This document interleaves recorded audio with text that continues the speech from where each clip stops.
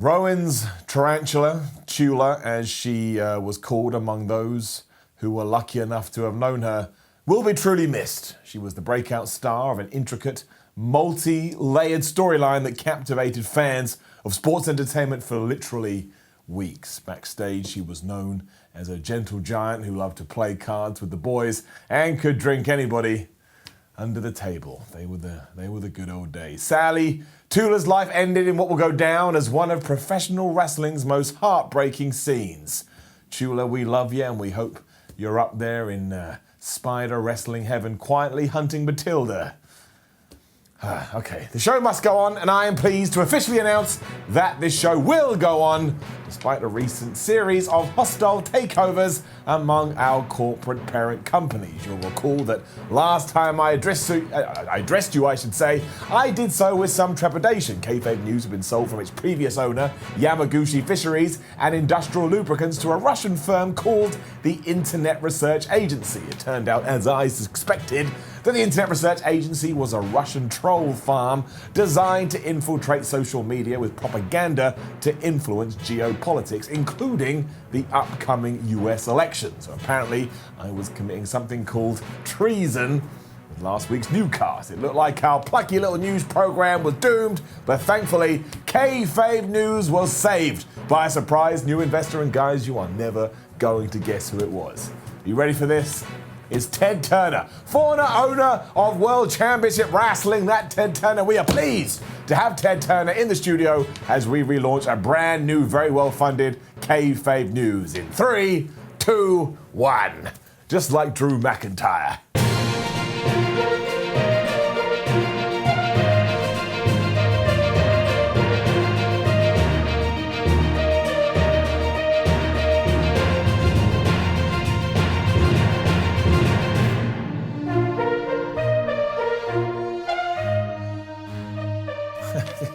This is nice. I like the liberal use of color. Now, where is my script? There it is. Haha, there it is. Way right down here. Right, I've got my script and we've got a new look and we're free from that horrible Russian right-wing propaganda mill. This is going to be amazing because tonight's top story, we bring you the real reason. WWE Hall of Famer and US President, I meant to do that? Okay, well I did. WWE Hall of Famer and US President Donald J. Trump never wears his WWE Hall of Fame ring. It's because, oh man, this is going to be funny. I just know it. It's because he's a narcissistic, sociopathic, compulsive liar and con artist who is tearing apart the very fabric of America with his politics of division and rage, creating an autocracy where truth is first casualty and common decency is a distant memory.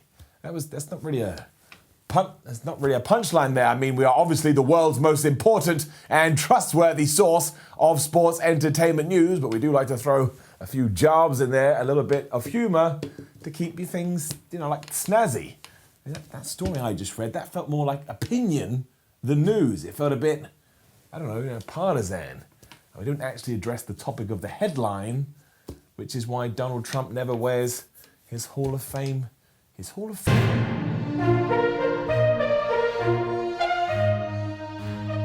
I'm sorry to press this. I really am sorry to press this matter while we are live on air. But the story I've just reported, it could have been funnier.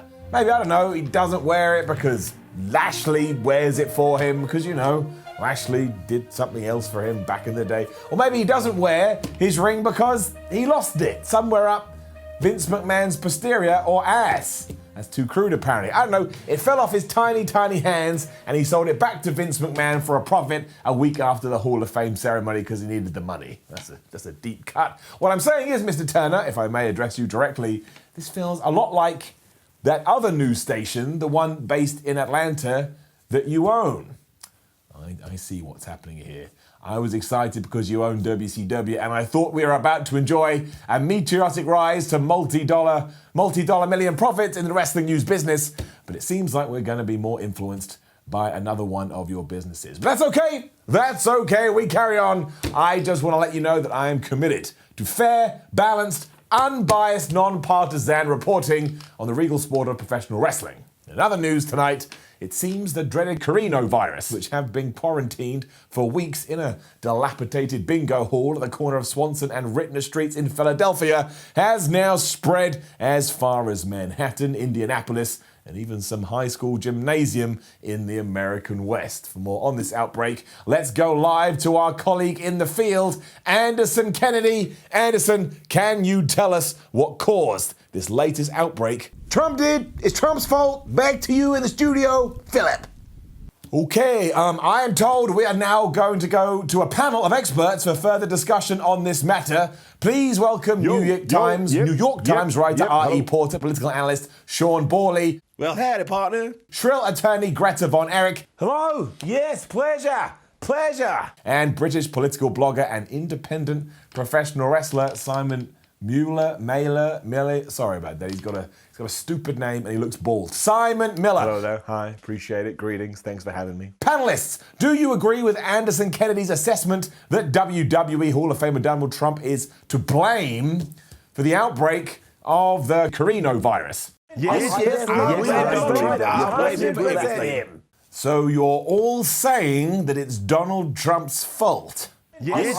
I blame Donald Trump. I blame him for everything. So what would you propose that he does to fix it? Well, I think he should be challenged. And I think he should have resigned. I think he should quit. And I'm annoyed that he has not. Okay, I'm grateful to you, Mr. Turner, for rescuing Kayfabe News from the clutches of that Russian propaganda farm. I must say, I feel like the tone of our program has taken a 180, and I think there may have been an overcorrection. May I ask who wrote this script? Hey, bro, it's gonna be epic, bro. The lights are so bright I can't see, but that sounded... Was that Vince Russo? Bro. Wow, this is a development. I need a minute to regroup. Can we cut to commercial? Is that okay? Let's just cut to commercial. Have you been hurt in an accident? Was the accident your fault? Did you deliberately run over someone and now you want to get away with it? Call 1-800-GET-F-OUT, voted among the top 7 attorneys in the greater northeastern Dayton area. He'll help you use the most tried and true defense in legal history, the I did it for Da Rock defense. It takes an expert to help you admit I did it and make sure the criminal charges are strangely dropped anyway. Call 1-800-GET-F-OUT, do it for Da Rock, and stay out of the cell block.